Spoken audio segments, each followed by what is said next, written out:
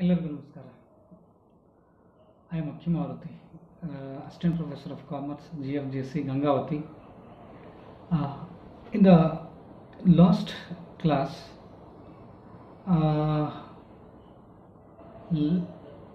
let me know you all about audit of different firms and institutions. In this model, I have completed audit of banking companies, audit of partnership firm. I mean program of audit or audit program of banking companies and partnership firm. Today, let me know you all audit of educational institutions. This topic appeared 5 times in the question paper, I mean VSKUB. So this concept is very easy for you people. You can easy to understand. Here educational institutions is purely comes under non-trading concern. Non-trading concern, it means say that those organizations which are established for service rendered to the society for without profit motive. Audit of educational institutions. What do you mean by audit of educational institutions? Audit of books of educational institutions such as schools, universities, colleges, charitable institutions, sports clubs. These are the non-profit organizations. These are the service rendered to the society. Here, the audit of books of educational institutions like these means schools, colleges, universities, charitable institutions or sports club, etc. are known as audit of educational institutions or audit of non-trading concerns or non-profit organizations. This type of, under the audit of non-profit organizations or non-trading concerns or comes under special audit. Okay, what are the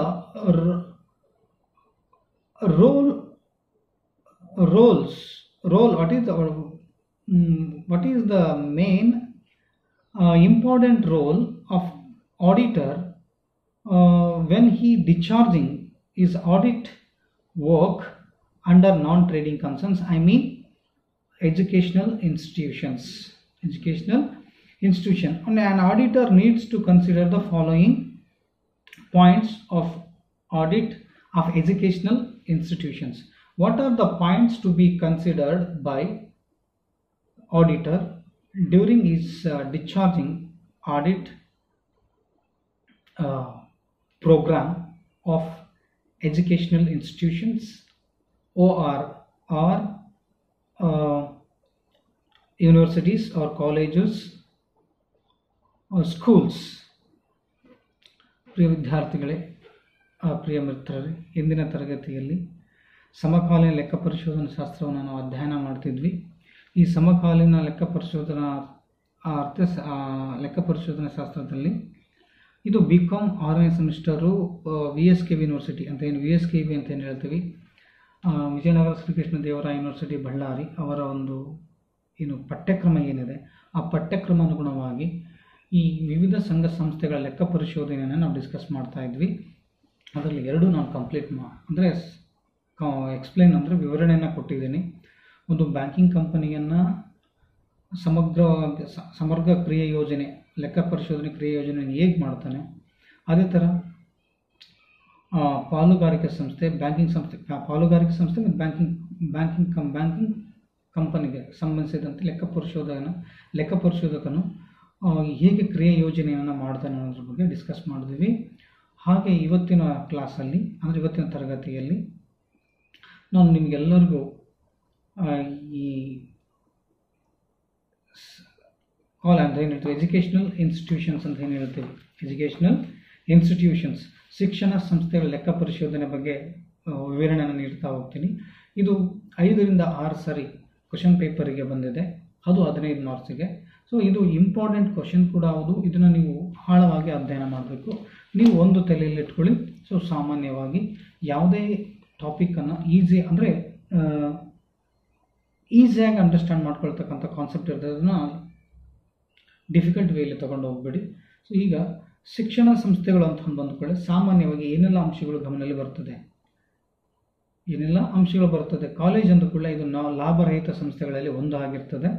ಈ ಲಾಭರಹಿತ ಸಂಸ್ಥೆಗಳು ಅಂದರೆ sports club, ಲೈಬ್ರರಿಗಳು ಇರ್ಬೋದು, ಮತ್ತು ಶಾಲಾ ಕಾಲೇಜುಗಳಿರ್ಬೋದು, ಧರ್ಮದತ್ತಿ ಸಂಸ್ಥೆಗಳು ಏನಿದ್ದಾವೆ ಇವೆಲ್ಲ, ಮತ್ತು ಲಾಭರಹಿತ ಸಂಸ್ಥೆಗಳು ಅಂದರೆ ಸಮಾಜಕ್ಕೆ ಸೇವೆಯನ್ನು ಒದಗಿಸ್ತಕ್ಕಂಥ ಎಲ್ಲ ಸಂಸ್ಥೆಗಳು ಲಾಭರಹಿತ ಸಂಸ್ಥೆಗಳು. ಈ ಸಂಸ್ಥೆಗಳ ಬಗ್ಗೆ ಲೆಕ್ಕ ಪರಿಶೋಧನೆ ಕ್ರಿಯಾ ಯೋಜನೆಯನ್ನು ಹೇಗೆಲ್ಲ ಮಾಡ್ತಾನೆ, ಏನೆಲ್ಲ ಅಂಶಗಳನ್ನು ಸಿದ್ಧಪಡಿಸ್ಕೊಂಡು ಅವನು ಕ್ರಿಯಾ ಯೋಜನೆಯನ್ನು ಸ್ಟಾರ್ಟ್ ಮಾಡಬೇಕು, ಲೆಕ್ಕ ಪರಿಶೋಧನೆ ಕ್ರಿಯಾ ಯೋಜನೆಯನ್ನು. ಈ ಶಾಲಾ ಕಾಲೇಜುಗಳು, ವಿಶ್ವವಿದ್ಯಾಲಯಗಳು ಏನಿದ್ದಾವೆ ಇವೆಲ್ಲ ಶಿಕ್ಷಣ ಸಂಸ್ಥೆಗಳ ಅಡಿಯಲ್ಲಿ ಬರ್ತದೆ. ಈ ಶಿಕ್ಷಣ ಸಂಸ್ಥೆಗಳು ಅಂದ್ಕೊಳ್ಳಿ, ಈಗ ಸಾಮಾನ್ಯವಾಗಿ ನೀವೇ ಆಲೋಚನೆ ಮಾಡಿ, ಶಿಕ್ಷಣ ಸಂಸ್ಥೆಗಳಂತ ಹೇಗೆ ನಡೀತವೆ. ಒಂದು ಫೀಸು, ಹೌದಾ, ಫೀಸನ್ನು ನೋಡ್ಕೋಬೇಕು, ಫೀಸಿಂದ ನಡೀತದೆ. ಮತ್ತು ಡೊನೇಷನ್ಸಿಂದ ಬರ್ತದೆ, ಅಥವಾ ನೀವು ಕೊಡ್ತಕ್ಕಂಥ ಫೀಸ್ ಇರ್ಬೋದು, ಬೇರೆ ಕಡೆಯಿಂದ ಹೋಗ್ತಕ್ಕಂಥ ಡೊನೇಷನ್ಸ್ ಇರ್ಬೋದು, ಹಾಗೆ ಆದಾಯ ಅಂತ ಇರ್ತದೆ.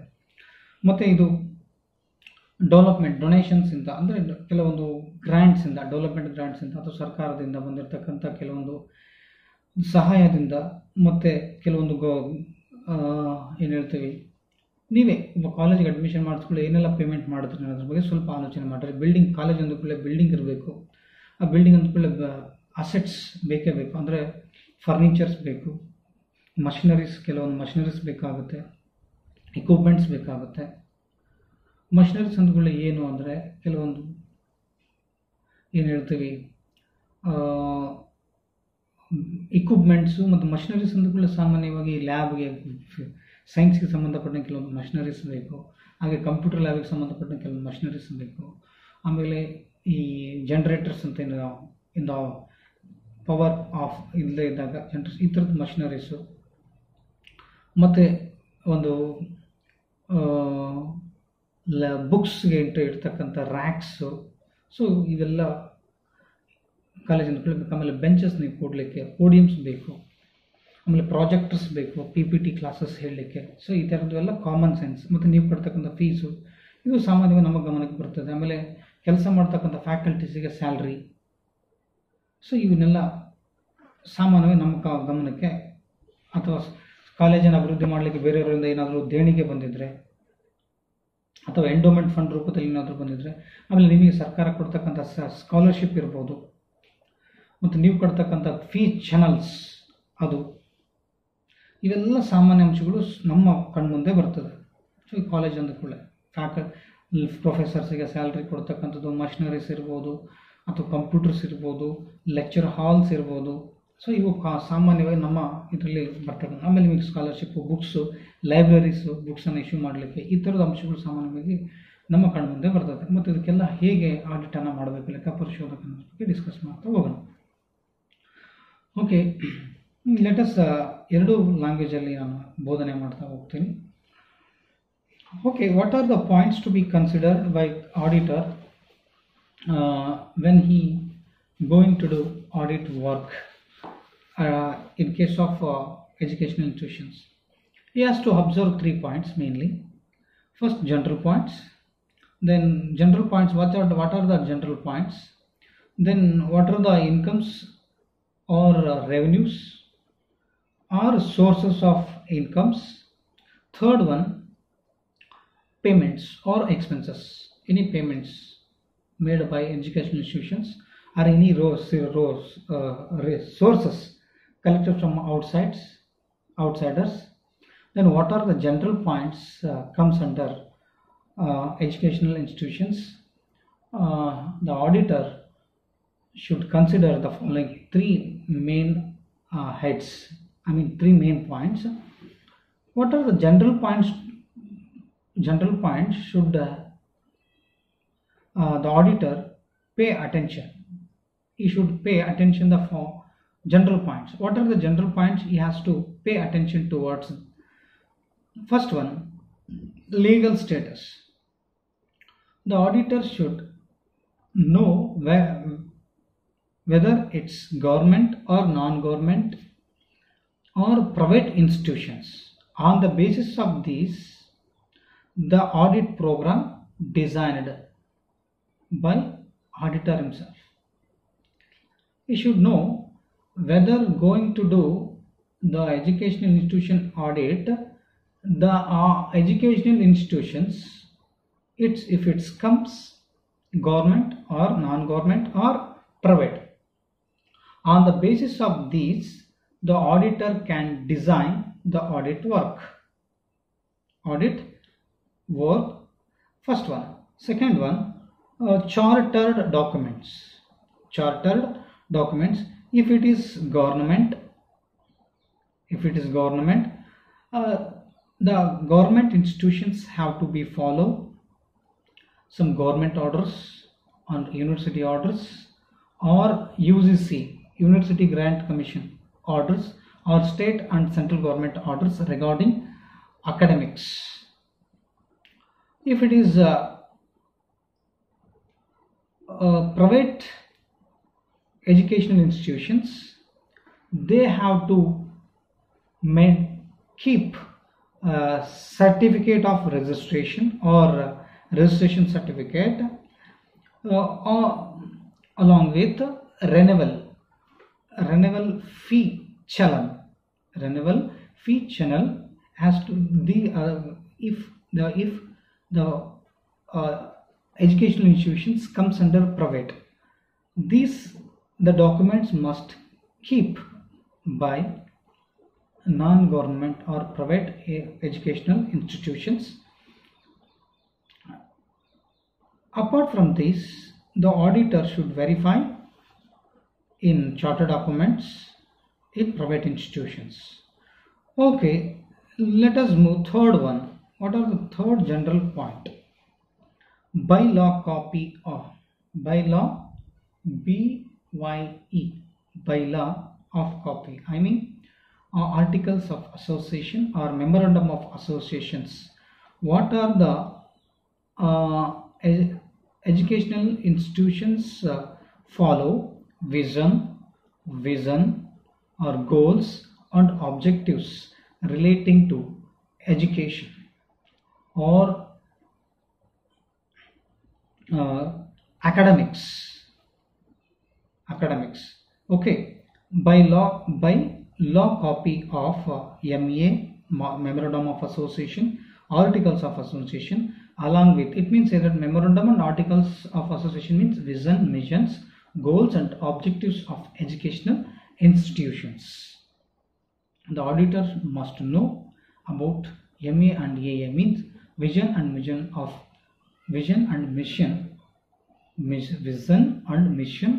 or goals and objectives of educational institutions. Okay, next, fourth point, managing body. If it's government institutions, everything is managed by state government, ORR, higher education academy, or commissioners. If it is private company, there is a committee. ORR management for managing the private institutions. The auditor should clarify and verify and cross check of educational institution status. Next, fourth point is over. Next, fifth point, resolution book.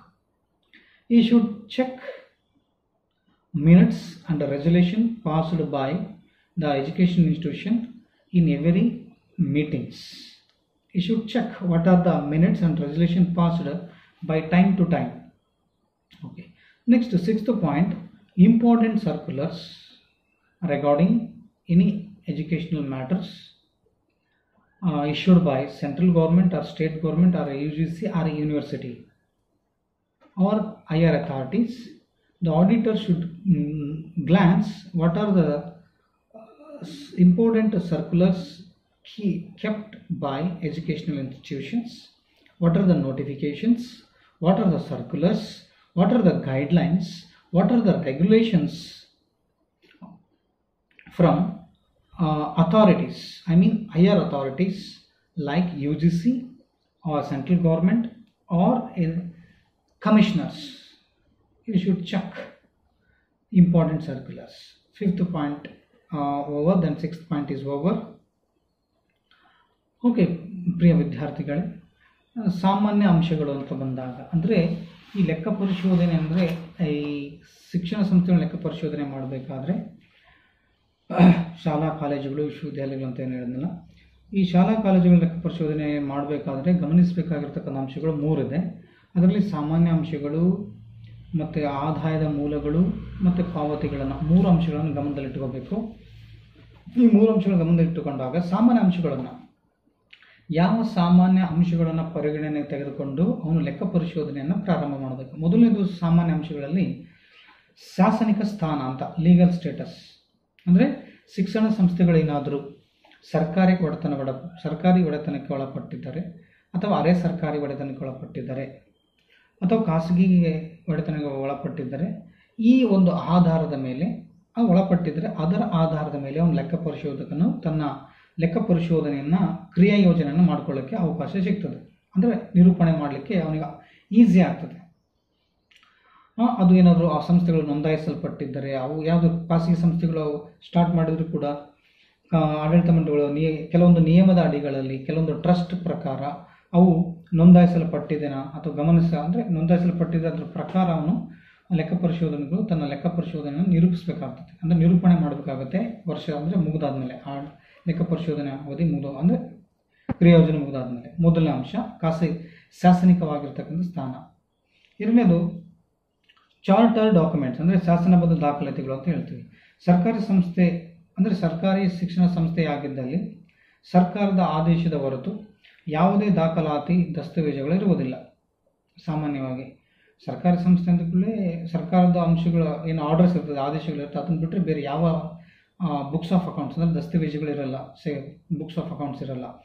ಮತ್ತು ಅದೇ ಆದರೆ ಖಾಸಗಿ ಸಂಸ್ಥೆಗಳಾದರೆ ಅದು ಯಾವಾಗ ನೋಂದಣಿ ಆಗಿತ್ತು, registration ಯಾವಾಗ ಮಾಡ್ಕೊಳ್ತು, ಮತ್ತು ವರ್ಷಕ್ಕೆ ಒಂದು ಸತಿ ರಿನಿವಲ್ ಫೀಸ್ ಅಂತ ಕಟ್ತೀವಿ. ಅಂದರೆ ಈ ನಿಜ ಸ್ವರೂಪ ಏನಂದರೆ ಸಂಸ್ಥೆ ನೋಂದಣಿ ಪತ್ರಗಳು ಮಾನ್ಯತೆಯ ಮೊತ್ತವನ್ನು ಪ್ರತಿ ವರ್ಷ ಅದನ್ನು ಪಾವತಿ ಮಾಡಬೇಕಾಗತ್ತೆ. ಸೊ ಅದು ಯಾವುದು ಅರೆ ಸರ್ಕಾರಿ ಆಗಿದ್ದರೆ. ಶಾಸನಬದ್ಧ ದಾಖಲಾತಿಗಳನ್ನು ಇವರು ಇಟ್ಕೊಂಡಿದ್ದಾರಾ, ಶಾಸನಬದ್ಧ ದಾಖಲಾತಿ ನೋಂದಣಿ ಪತ್ರಗಳಿರ್ಬೋದು, ಸರ್ಕಾರದ ಮಾನ್ಯತಾ ಪತ್ರಗಳು ಮತ್ತು ಪರಿಶೀಲಿಸಿ ಮತ್ತು ಸಂಸ್ಥೆ ನಿಜ ರೂಪವನ್ನು ತಿಳಿದುಕೊಳ್ಬೇಕಾಗುತ್ತೆ ಯಾರು, ಕಂಪನಿ ಲೆಕ್ಕ ಪರಿಶೋಧಕ. ಅದೇ ಥರ ಇದು ಎರಡು ಅಂಶ ಆಯಿತು. ಮೂರನೇ ಅಂಶ ಯಾವುದೇ ಅಂಶದಲ್ಲಿ ಸಾಮಾನ್ಯ ಅಂಶಗಳೇ. ಮೂರನೇ ಅಂಶ ಏನು, ಸಂಸ್ಥೆಯ ಘಟನಾವಳಿ ಅಥವಾ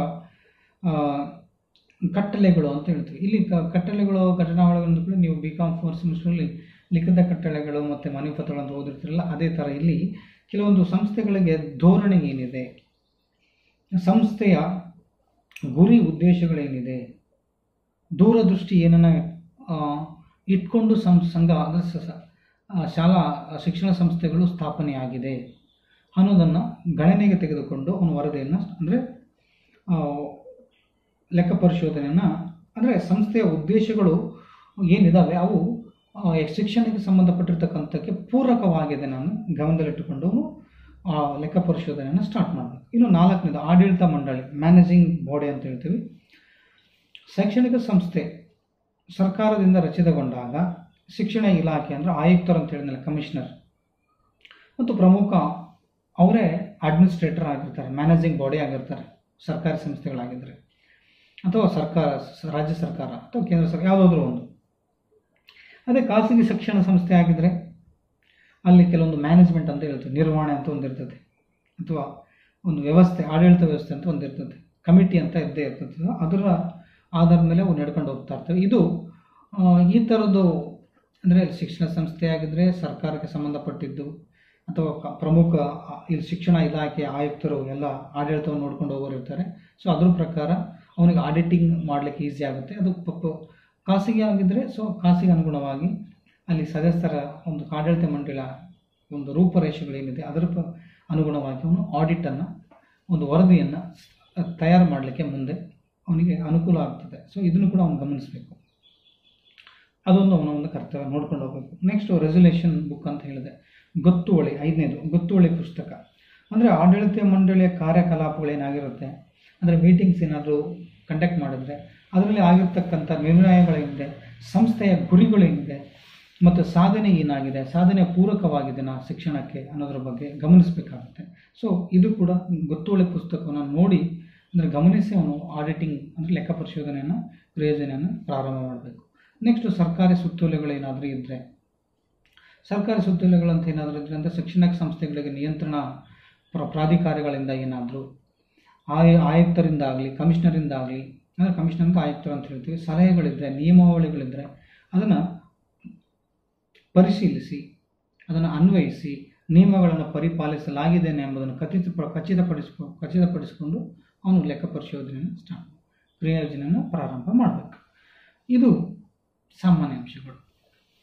next main point, general points is over. Next second sources or incomes. What are the incomes collected by educational institutions? What are the incomes or sources of revenue? First one, fees. Fees usually collected from the students. After collecting fees from students, the fees should be recorded in cash book. Fees should be recorded in cash book. Whether any payments refund made to any students, and if excess of amount collected from the students, the excess of amount should be refunded to the students in proper channel.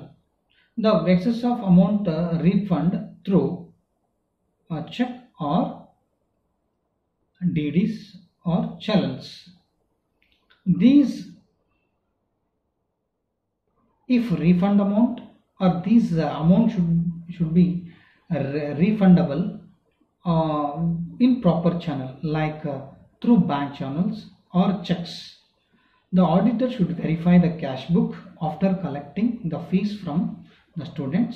The fee should be recorded, whether the fee should be recorded in cash book or any refundable amount to the students is recorded in proper channel. Those amount or those fees or the fees collected from students is if it is accountable or not. It is accountable or not. You should check under resources or sources of revenue and incomes. Mean second point. First one, fees. I mean seventh, continue 7th point. 6 points completed. 7th point, fees. ಫೀಸನ್ನು ಬಂದಿರತಕ್ಕಂಥ fees ಏನು ಹೇಳ್ತೀವಿ ಅಂದರೆ ಆದಾಯದ ಮೂಲಗಳು, ಶುಲ್ಕ ಅಂತ ಹೇಳ್ತೀವಿ. ವಿದ್ಯಾರ್ಥಿಗಳಿಂದ ಪಡ್ಕೊಂಡಿರ್ತಕ್ಕಂಥ ಶುಲ್ಕವನ್ನು ಲೆಕ್ಕ ಪುಸ್ತಕದಲ್ಲಿ ಅಂದರೆ ಈ ನಗದು ಪುಸ್ತಕದಲ್ಲಿ ರೆಕಾರ್ಡ್ ಮಾಡಲಾಗಿದೆನಾ ಅಂದರೆ ದಾಖಲಿಸಲಾಗಿದೆನಾ. ದಾಖಲಿಸಿದ ನಂತರ ಸಮ್ಟೈಮ್ಸ್ ಕೆಲವೊಂದು ಸಮಯದಲ್ಲಿ ಏನಂತ ವಿದ್ಯಾರ್ಥಿಗಳಿಂದ ಅತಿ ಹೆಚ್ಚು ನಿಗದಿತ ಶುಲ್ಕಕ್ಕಿಂತ ಅಧಿಕ ಶುಲ್ಕವನ್ನು ಏನಾದರೂ ಪಡೆದುಕೊಂಡಾಗ ಅದನ್ನು ಪ್ರಾಪರ್ ಚಾನಲ್ನಲ್ಲಿ ಪಾವತಿ ಮಾಡಲಾಗಿದೆನಾ. ನಗದು ಹಣದ ವ್ಯವಹಾರಗಳನ್ನು ಸಂಸ್ಥೆಯ ಸಿಬ್ಬಂದಿಯವರು ಅವರಿಂದ ನಿರ್ವಹಿಸುತ್ತಿದ್ದರೆ ಪ್ರತಿನಿತ್ಯದ ಫೀಸನ್ನು ತಕ್ಷಣವೇ ಬ್ಯಾಂಕಿಗೆ ತುಂಬುವ ವ್ಯವಸ್ಥೆ ಇರಬೇಕು. After collecting fees from students, the fees should be deposited in banks. ಇದನ್ನೆಲ್ಲ ಮಾಡಿದ್ದಾರೆ ಅಂತ ಫಸ್ಟ್ ಗಮನದಲ್ಲಿ ತೆಗೆದುಕೊಳ್ಬೇಕು. Next point, salary grant. Salary grant, if it is aided institution, confirm that salary grant received regularly. If the educational institutions comes under private or non-government, the auditor should verify whether if it is aided institutions, confirm that salary grant received regularly. If government institutions, no need to clarify or confirm regarding salary grants, because the HRMS in a salary, I mean in government sector, it's automatically we are comes under government sector, government education institutes comes under HRMS, and aided institutions also comes under HRMS, but probably the auditor should verify if it is aided institutions whether the salary grant received regularly.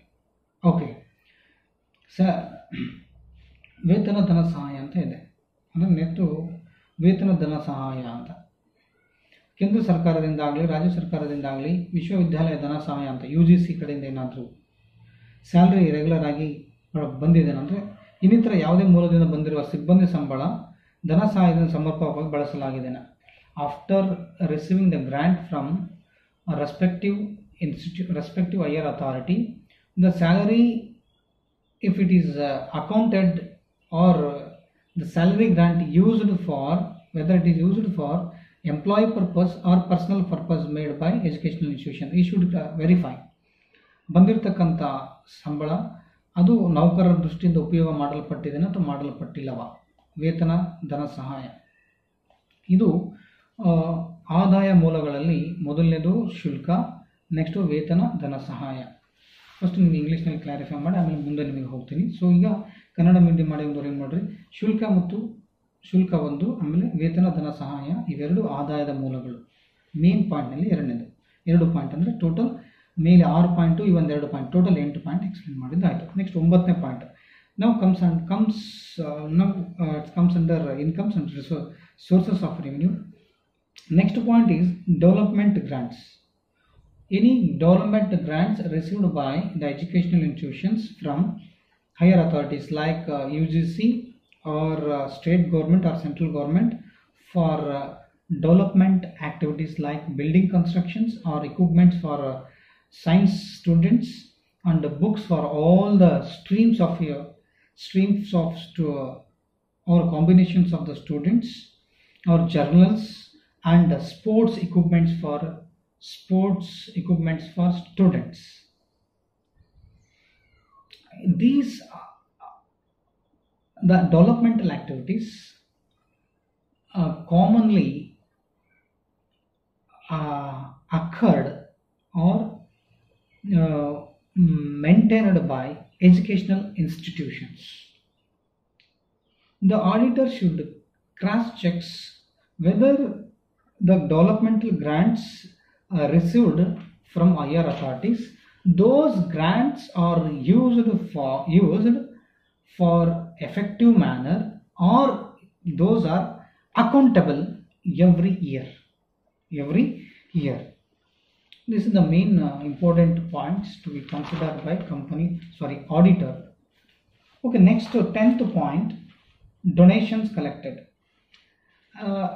As a matter of fact, the educational institutions are prohibited. Educational institutions are prohibited from collection or collecting donation from students. It's strictly prohibited.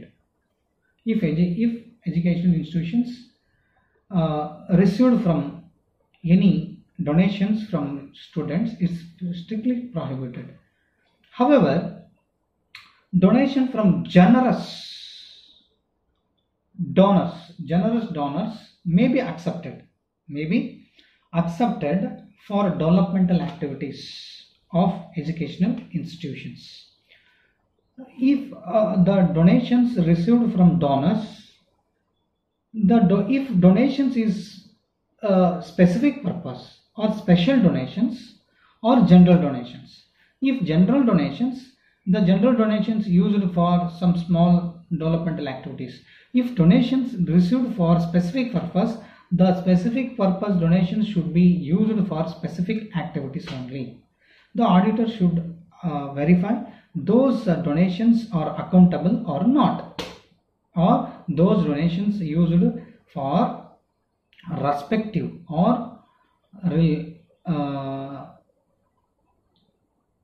educational point of view.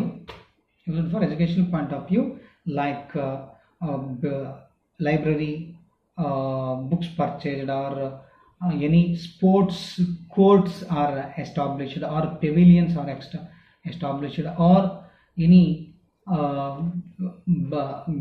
college grounds uh, upkeep. Okay. Next, 11th point, endowment fund. Endowment fund, it is the one of the fund used for specific purposes under educational institutions. If the endowment fund received from outsiders, or if endowment fund maintained by educational institutions, the endowment fund should be deposited in FD. Endowment fund should be deposited in FD, means fixed deposit, in nationalized banks. If interest accrued on endowment funds, if interest accrued or earned on endowment funds, the interest should be distributed as prize among the students for remarkable achievements. If the endowment fund maintained by educational institutions, the endowment fund should be deposited in fixed deposits of nationalized banks. After depositing the endowment fund in fixed deposit, if the bank gives interest on FD, the interest should be, after collecting interest from the national banks, the interest should be allocated or awarding prizes the interest used for awarding prizes to the students on remarkable achievements, like ranks got by students or any special achievement made in sports. The educational institutions used interest on fixed endowment fund as a prize amount. Okay, next, 12th point, under sources of revenue or incomes, main second point. Okay, 12th point, scholarship grant received in the name of students. It is to be distributed to the students with due care and caution. Scholarship grants received in the name of student is to be distributed to students with due care and caution. The auditor should verify or examine the scholarship register and cash book of scholarship, checks issue, register or passbook relating to scholarship.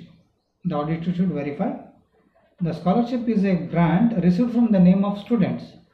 If the financial institutions let the auditor know these documents are properly maintained. Documents means here the scholarship register or cash book or check issues or register or passbook properly maintained by educational institutions or not. This is the important element important factor has to be looked after by auditor. Next, 13th point, miscellaneous receipt under main second head, incomes or sources of revenue. Miscellaneous receipts, sports fees, games fees, general maintenance, tournament fees. Whether the educational institutions or if the educational institutions are collecting from the students like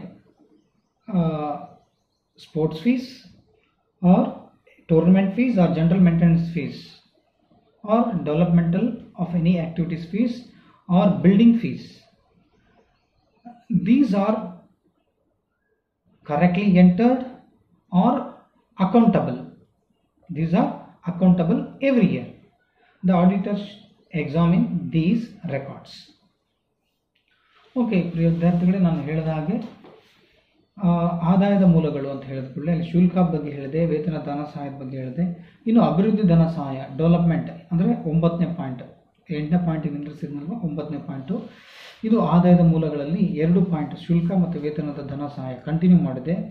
ಮೊದಲು 6 point, ಆಮೇಲೆ ಮೊದಲು 6 point ಯಾವುದು ಸಾಮಾನ್ಯ ಅಂಶಗಳಲ್ಲಿ, ಅದನ್ನು ಆದಾಯದ ಮೂಲಗಳಲ್ಲಿ ಶುಲ್ಕ ಮತ್ತು ವೇತನದ ಧನ ಸಹಾಯ ಅವೆರಡು ಆದಾಯದ ಮೂಲಗಳಲ್ಲಿ ಎಕ್ಸ್ಪ್ಲೇನ್ ಮಾಡಿದ್ದೆ. ಈಗ ಅಭಿವೃದ್ಧಿ ಧನ ಸಹಾಯ ಅಂತ 9ನೇ ಪಾಯಿಂಟ್ ಅಂದರೆ ಕೇಂದ್ರ ಅಥವಾ ರಾಜ್ಯ ಸರ್ಕಾರದಿಂದ ಏನಾದರೂ ಅಥವಾ ವಿಶ್ವವಿದ್ಯಾಲಯ ಧನ ಸಹಾಯ ಆಯೋಗ ಅಂತ ಇದೆ UGC, ಮತ್ತು ರಾಷ್ಟ್ರೀಯ ಮತ್ತು ಅಂತಾರಾಷ್ಟ್ರೀಯ ಸಂಘ ಸಂಸ್ಥೆಗಳಿಂದ ಏನಾದರೂ ಅಥವಾ ಖಾಸಗಿ ಕಂಪನಿಗಳಿಂದ ಬಂದಿರುವ ವಿವಿಧ ಉದ್ದೇಶಗಳಾಗಿ ಬಂದಿರುವ ಧನ ಸಹಾಯ ಸಮರ್ಪಕವಾಗಿ ದಾಖಲಿಸಿದೆನಾ ಅಥವಾ ನಿರ್ದಿಷ್ಟ ಉದ್ದೇಶಗಳಿಗೆ ಅದನ್ನು ಬಳಸಲ್ಪಟ್ಟಿದೆನಾ ಅದನ್ನು ಗಮನದಲ್ಲಿಟ್ಟುಕೊಂಡು ಅಥವಾ ಇದನ್ನು ಬಳಸಲ್ಪಟ್ಟಿದೆನನ್ನ ನೋಡಬೇಕಾಗುತ್ತೆ.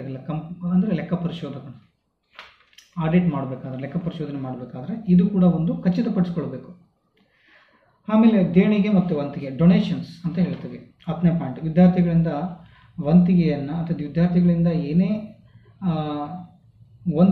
ದೇಣಿಗೆಯನ್ನು ಪಡೆದುಕೊಳ್ಳೋದು ಅದು ನಿರ್ಬಂಧಿಸಲಾಗಿದೆ.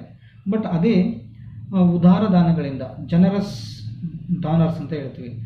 ಆದರೆ ಉದಾರ ದಾನಗಳಿಂದ ಏನಾದರೂ ಅಭಿವೃದ್ಧಿಗೋಸ್ಕರ ಏನಾದರೂ ದೇಣಿಗೆಯನ್ನು ಪಡೆದುಕೊಂಡಿದ್ದಾರೆ, ಆ ದೇಣಿಗೆಯನ್ನು ಪಡೆದುಕೊಂಡಿರ್ತಕ್ಕಂಥದ್ದನ್ನು ಅದು ನಿರ್ದಿಷ್ಟವಾಗಿ ಯಾವುದಕ್ಕೆ ಪಡೆದುಕೊಂಡಿದೆ ಅದರಲ್ಲಿ 2 ಥರದ ದೇಣಿಗೆ ಇದೆ. ಒಂದು ಸಾಮಾನ್ಯ ದೇಣಿಗೆ, ಇನ್ನೊಂದು ಅಥವಾ ಸಾಮಾನ್ಯ ವಂತಿಗೆ ಮತ್ತು ವಿಶೇಷವಾಗಿರ್ತಕ್ಕಂಥ ದೇಣಿಗೆ ಅಥವಾ ವಿಶೇಷವಾಗಿರ್ತಕ್ಕ ವಂತಿಗೆ. ಈ ವಂತಿಗೆಯನ್ನು ಏನಾದರೂ ಪಡೆದುಕೊಂಡಿದ್ರೆ ಆ ಉದ್ದೇಶಗಳಾಗಿ ಅದನ್ನು ಉಪಯೋಗ ಮಾಡಲ್ಪಟ್ಟಿದ್ದಾರಾ ಸಂಘ ಅಂದರೆ ಶಾಲಾ ಕಾಲೇಜುಗಳು ಅಂದರೆ ಈ ಶಿಕ್ಷಣ ಸಂಸ್ಥೆಗಳು. ನೆಕ್ಸ್ಟ್ ಇದಾದಮೇಲೆ ಎಂಡೋಮೆಂಟ್ ಫಂಡ್ಸ್ ಅಂತ ಹೇಳ್ತೀವಿ. ಅಂದರೆ ನಿಧಿ ರೂಪದಲ್ಲಿ ಬಂದಿರತೋ ಹಣವನ್ನು ಅಂದರೆ any amount received from the public R any funds managed by educational institution itself. ಬಂದಿರತಕ್ಕಂಥ ನಿಧಿ ಏನಿದೆ, ನಿಧಿ ರೂಪದಲ್ಲಿ ಬಂದಿರುವ ಹಣವನ್ನು ರಾಷ್ಟ್ರೀಕೃತ ನ್ಯಾಷನಲೈಸ್ಡ್ ಬ್ಯಾಂಕ್ ಅಂತ ಹೇಳ್ತೀವಿ. ಆ ರಾಷ್ಟ್ರೀಕೃತ ಬ್ಯಾಂಕ್ಗಳಲ್ಲಿ ಮುದ್ದತ ಠೇವಣಿಯಲ್ಲಿ ಇರಿಸಬೇಕಾಗತ್ತೆ. ಆ ಠೇವಣಿಗಳ ಮೇಲೆ ಬಂದಿರತಕ್ಕಂಥ ಏನಾದರೂ ಬಡ್ಡಿ ಇದ್ದರೆ ಆ ಬಡ್ಡಿಯನ್ನು ಬಹುಮಾನಗಳ ರೂಪದಲ್ಲಿ ವಿದ್ಯಾರ್ಥಿಗಳಿಗೆ ಹಂಚಬೇಕಾಗ್ತದೆ. ಅದನ್ನು ಹಂಚಲ್ಪಟ್ಟಿದ್ದಾರಾ, ಎದಕ್ಕೋಸ್ಕರ ಹಂಚಬೇಕು ವಿದ್ಯಾರ್ಥಿಗಳಿಗೆ? ಏನಾದರೂ ದೊಡ್ಡ ಅಚೀವ್ಮೆಂಟ್ ಸಾಧನೆ ಕಾಲೇಜು ಪರವಾಗಿ ಅಥವಾ ವಿಶ್ವವಿದ್ಯಾಲಯ ಪರವಾಗಿ ಏನಾದರೂ ಸಾಧನೆಯನ್ನು ಮಾಡಿದ್ದಾರೆ ಅದನ್ನು ಸದ್ವಿನಿಯೋಗ ಮಾಡಿಕೊಂಡು ಅದನ್ನು ವಿದ್ಯಾರ್ಥಿಗಳಿಗೆ ನಗದು ಬಹುಮಾನ ರೂಪದಲ್ಲಿ ಹಂಚಲ್ಪಟ್ಟಿದೆನಾ ಅನ್ನೋದನ್ನು ಗಮನಿಸಬೇಕಾಗುತ್ತೆ ಲೆಕ್ಕ ಪರಿಶೋಧಕನ. ನೆಕ್ಸ್ಟ್ ಶಿಷ್ಯ ವೇತನ ಸ್ಕಾಲರ್ಶಿಪ್ ಅಂತ ಹೇಳ್ತೀವಿ. ಕೇಂದ್ರ ಮತ್ತು ರಾಜ್ಯ ಸರ್ಕಾರದಿಂದ ಮತ್ತು ಇನ್ನಿತರ ಯಾವುದೇ ಸಂಸ್ಥೆಗಳಿಂದ ಬಂದಿರುವ ವಿದ್ಯಾರ್ಥಿ ವೇತನವನ್ನು ಸಂಬಂಧಿಸಿದ ವಿದ್ಯಾರ್ಥಿಗಳಿಗೆ ನೀಡಲಾಗಿದೆನಾ ಅನ್ನೋದನ್ನು ಗಮನಿಸಬೇಕು. ಮತ್ತು ಶಿಷ್ಯ ವೇತನ ಪುಸ್ತಕ ಏನಿದೆ ಅಂದರೆ ಸ್ಕಾಲರ್ಶಿಪ್ಪನ್ನು ಕೊಟ್ಟಿರ್ತಕ್ಕಂಥ ಒಂದು ರಿಜಿಸ್ಟರ್ ಬುಕ್ ಅಂತ ಇರುತ್ತೆ. ಆ ರಿಜಿಸ್ಟರ್ ಬುಕ್ಕು ಮತ್ತು ಚೆಕ್ಗಳ ರೂಪದಲ್ಲಿ ಕೊಟ್ಟಿರೋದು, ನಗದು ಪುಸ್ತಕ ಕ್ಯಾಶ್ ಬುಕ್ ಅಂತ ಹೇಳ್ತೀವಿ. ಇತರ ಖಾತೆಗಳಲ್ಲಿ ವಿದ್ಯಾರ್ಥಿಗಳಿಂದ ಪಡೆದ ರುಜುಗಳನ್ನು ಪರಿಶೀಲಿಸಬೇಕು. ಅಂದರೆ ಸ್ಕಾಲರ್ಶಿಪ್ ಕೊಟ್ಟಿರೋ ರಿಜಿಸ್ಟರ್ ಬುಕ್ ಇರ್ಬೋದು ಮತ್ತು ರುಜುಗಳಿರ್ಬೋದು, ಅಂದರೆ ಸಹಿಗಳನ್ನು ಪಡೆದುಕೊಂಡಿದ್ದಾರಾ ಅನ್ನೋದನ್ನು. ಮತ್ತು ವಿತರಣೆ ಮಾಡಿದರೆ ಸರಿ, ಸ್ಕಾಲರ್ಶಿಪ್ಪನ್ನು ಶಿಷ್ಯ ವೇತನವನ್ನು ವಿತರಣೆ ಮಾಡದೇ ಇದ್ದರೆ ಅದನ್ನು ಕೂಡ ಖಾತ್ರಿಪಡಿಸಿಕೊಂಡು ಅವನು ಲೆಕ್ಕ ಪರಿಶೋಧನೆಯನ್ನು ಸ್ಟಾರ್ಟ್ ಮಾಡಬೇಕು. ಮತ್ತು ಇತರ ಲೆಕ್ಕ ಪರಿಶೋಧನೆ ಅಂದರೆ ಏನು ಹೇಳ್ತೀವಿ, ಇತರ ರಸೀದಿಗಳು ಅಂತ ಹೇಳ್ತೀವಿ. ಇತರ ರಸೀದಿಗಳು ಅಂದರೆ ವಿದ್ಯಾರ್ಥಿಗಳಿಂದ ಇತರ ಏನಾದರೂ ರಸೀದಿಗಳು ಬಾಪತುಗಳು ಅಂತ ಹೇಳ್ತೀವಿ. ಬಾಪತುಗಳಲ್ಲಿ ಪಡೆದ ನಗದು ಹಣಗಳನ್ನು ಸಮರ್ಪಕವಾಗಿ ದಾಖಲಿಸಿದೆನಾ ಅಂದರೆ ಸಂಬಂಧಪಟ್ಟ ಉದ್ದೇಶಗಳಿಗೆ ಮಾತ್ರ ಅದು ಬಳಸಿದೆನಾ ಅಂತ ಖಚಿತಪಡಿಸ್ಕೊಳ್ಬೇಕು. ಇದು ಯಾವುದರಲ್ಲಿ ಆದಾಯದ ಮೂಲಗಳು 2ನೇ ಮೇನ್ ಪಾಯಿಂಟ್. 3ನೇದೇನಿದೆ payments are expenses. The auditor should pay attention towards payments or expenses. I have completed 13 points. 13 points ಎಲ್ಲ ಸೇರಿ 13 ಪಾಯಿಂಟ್ಸ್ ಎಕ್ಸ್ಪ್ಲೇನ್ ಮಾಡಿದ್ದೀನಿ. ಅಂದರೆ ಮೊದಲನೇ ಸಾಮಾನ್ಯ ಅಂಶಗಳಲ್ಲಿ 6 ಪಾಯಿಂಟು, ಆಮೇಲೆ ಆದಾಯದ ಮೂಲಗಳಲ್ಲಿ 7 ಪಾಯಿಂಟು, ಟೋಟಲ್ 13 ಪಾಯಿಂಟ್ ಎಕ್ಸ್ಪ್ಲೇನ್ ಮಾಡ್ದಂಗೆ ಆಯಿತು. ಈಗ ಮೇನ್ 3ನೇ ಪಾಯಿಂಟ್ ಪೇಮೆಂಟ್ಸ್. ಅಥವಾ ಎಕ್ಸ್ಪೆನ್ಸಸ್ ಅಂತ ಹೇಳ್ತೀವಿ. Salary grant, salary grant, salary payment, salary grant after salary grant received from respective higher authorities, the educational institutions has to pay salary within the stipulated period of time. Then if any deductions from the salary like profession tax, income tax or RPF, recognized provident fund, PF, these are the deductions are made whether made by the educational institutions or not. These are accountable or not. After salary issuing to the employees, whether the educational institutions maintained acquittance in acquittance the employees, or whether the employees are signed or not. These are the cross check has to be glanced by auditor. Next, muster roll, MUSTER, muster roll or leave register and leave file. The education institutions, whether they are maintaining muster rolls or leave register or leave file, the auditor should pay attention towards these. If any leaves granted by employees, or if the leave register maintained by educational institutions or not, or if the leaves granted the employees, they have to put some letters regarding when they got leaves. These documents has to be verified by the auditor. Next, establishment expenses. The auditor should see or examine what are the establishment expenses incurred by for the sake of education purpose or educational institution purpose, for the sake of NAC or attracting admissions from the public into the college. The auditor should verify what are the establishment expenses incurred by educational institutions for the sake of admission, for the sake of getting admissions from the public, like what we call, as student andre admission. Okay, these are the important points to be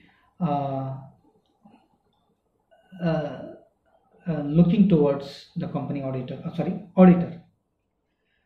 Next, verification of assets. The auditor should verify what are the assets are maintained by educational institutions, like buildings, equipments, machineries, books, like lab materials and sports equipments. The auditor should verify what are the assets maintained by, how many types of assets maintained by educational institutions. If the assets are maintained by education institutions, whether charged depreciation on these in every year, or whether the expenses are put as depreciation or loss in statement of profit and loss or income and expenditure account. Final accounts of educational institutions, like income, receipt and payment account, income and expenditure account, balance sheet. Next, verification is over, assets. Then cash and bank balance. The auditors pay attention towards the average cash or bank balance balances are maintained by educational institutions. The auditor must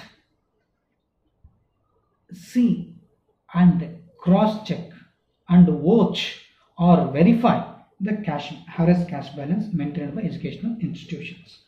Then the 19th point, 14th point, salary grant, 15th point, muster roll or leave register and leaves file, 16th point, establishment expenses, 17th point, verification of assets.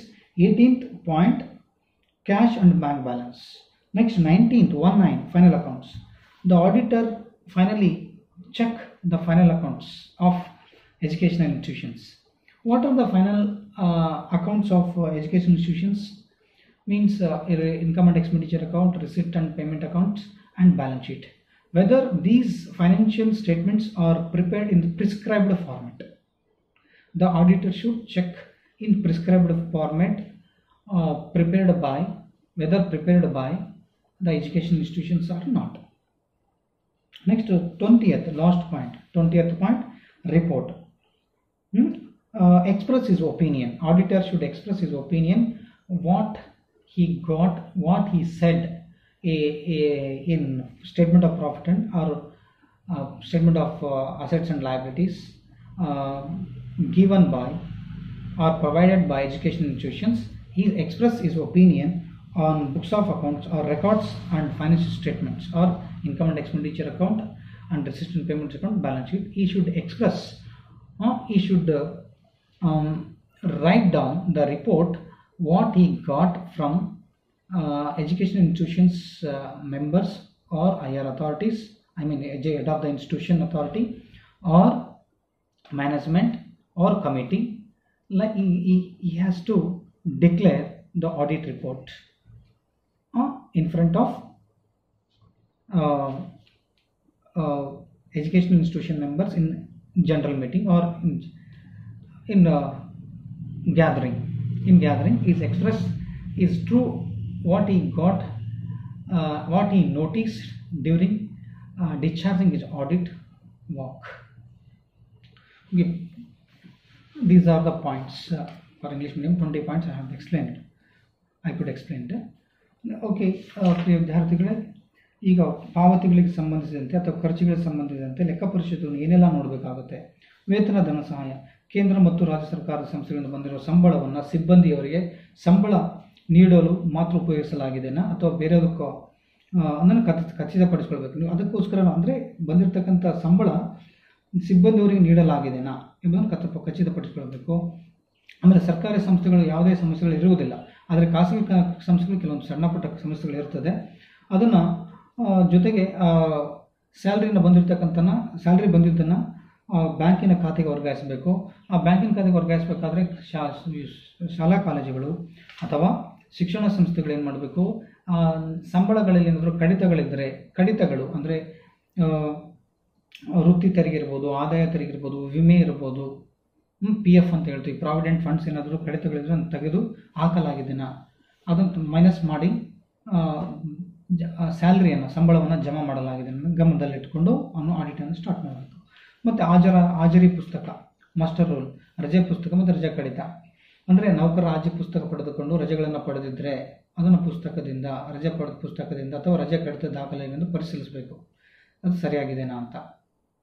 ಇದನ್ನು ಕೂಡ ಅವನು ಗಮನದಲ್ಲಿಟ್ಕೊಂಡು ಮುಂದೆ ಅವನು ಲೆಕ್ಕ ಪರಿಶೋಧನೆ start ಮಾಡಬೇಕು. ಮತ್ತು ವ್ಯವಸ್ಥಾಪನಾ ವೆಚ್ಚ ಅಂದರೆ ಎಲ್ಲ ಆಡಳಿತಾತ್ಮಕವಾಗಿರ್ತಕ್ಕಂಥ ವೆಚ್ಚಗಳನ್ನು ಗಮನಿಸಿ ಸೂಕ್ತ ಪುರಾವೆಗಳನ್ನು ಹೊಂದಿದ್ದಾರಾ, ಅಂದರೆ ವ್ಯವಸ್ಥಾಪನಾ ವೆಚ್ಚಗಳು ಏನಾದರೂ ಮಾಡಿದ್ದಾರಾ, ಎಲ್ಲ ಖರ್ಚುಗಳು, ಕಂದಾಯ ಮತ್ತು ಬಂಡವಾಳ ಖರ್ಚುಗಳನ್ನು ವಿಂಗಡಿಸಲಾಗಿದ್ದಾನೆ. Whether the expenditures are classified into establishment expenses or whether classified into revenue expenditure, capital expenditure, ಇದನ್ನು ಮಾಡಲಾಗಿದೆನಾ. ಪೀಠೋಪಕರಣಗಳಿಗೋಸ್ಕರ ಅಂದರೆ if expenses incurred on assets, it should be capital expenditure. If expense incurred on the normal course of activities, it is revenue expenditure. ಇದನ್ನು ಗಮನಿಸಬೇಕು.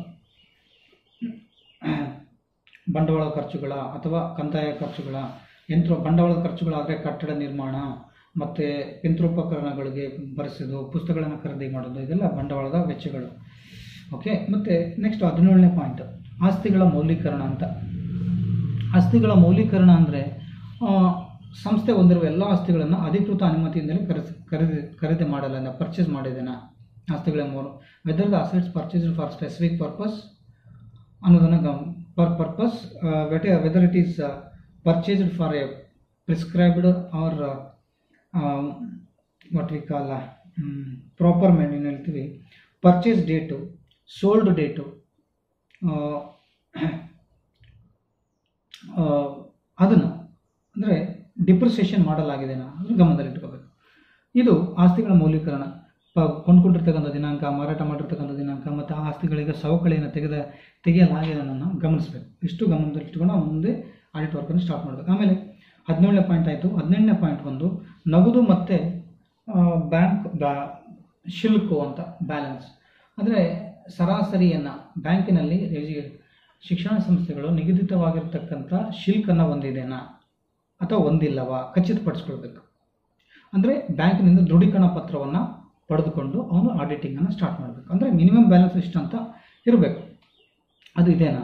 Cash balance ಮತ್ತು ನಗದು, ಅಂದರೆ ನಗದು ಅಥವಾ ಬ್ಯಾಂಕ್ ಬ್ಯಾಲೆನ್ಸು ಗುಮಾಸ್ತನಿರುವ ನಗದು ಹಣವನ್ನು ಯಾವುದೇ ಮುನ್ಸೂಚನೆ ಇಲ್ಲದೆ ಪರಿಶೀಲಿಸಿ ಸರಿ ಇರೋದನ್ನು ಖಚಿತಪಡಿಸ್ಕೊಳ್ಬೇಕು. ಮಿನಿಮಮ್ ಬ್ಯಾಲೆನ್ಸ್ ಅಥವಾ ಬ್ಯಾಂಕಿನಿಂದ ದೃಢೀಕರಣ ಪತ್ರವನ್ನು ಪಡೆದು ಸಮರ್ಪಕವಾಗಿರುವುದನ್ನು ಖಚಿತಪಡಿಸಿಕೊಂಡ ಮೇಲೆ ಅವನ ಲೆಕ್ಕ ಪರಿಶೋಧನೆಯನ್ನು ಸ್ಟಾರ್ಟ್ ಮಾಡಬೇಕು. ಇನ್ನು 18ನೇ ಪಾಯಿಂಟ್ ಮುಗಿತು. 19ನೇದು ಅಂತಿಮ ಖಾತೆಗಳು.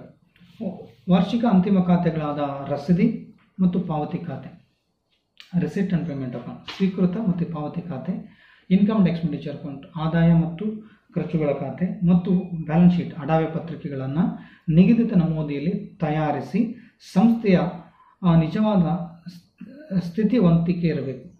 ಅಂದರೆ ಅದನ್ನು ತಯಾರು ಮಾಡಿದಾರ, ಲಾಸ್ಟ್ ಇಯರ್ ಅದನ್ನು ಮೇಂಟೈನ್ ಮಾಡಿದಾರನ್ನು ಗಮನದಲ್ಲಿಟ್ಟುಕೊಂಡು ಆಡಿಟನ್ನು ಸ್ಟಾರ್ಟ್ ಮಾಡಬೇಕು. ಆ ಲೆಕ್ಕ ಪರಿಶೋಧನೆ ಮುಗಿಸ್ಬೇಕು. ಇನ್ನು ಫೈನಲಿ ಲೆಕ್ಕ ಪರಿಶೋಧನೆ ವರದಿಯನ್ನು ಕೊಡಬೇಕು.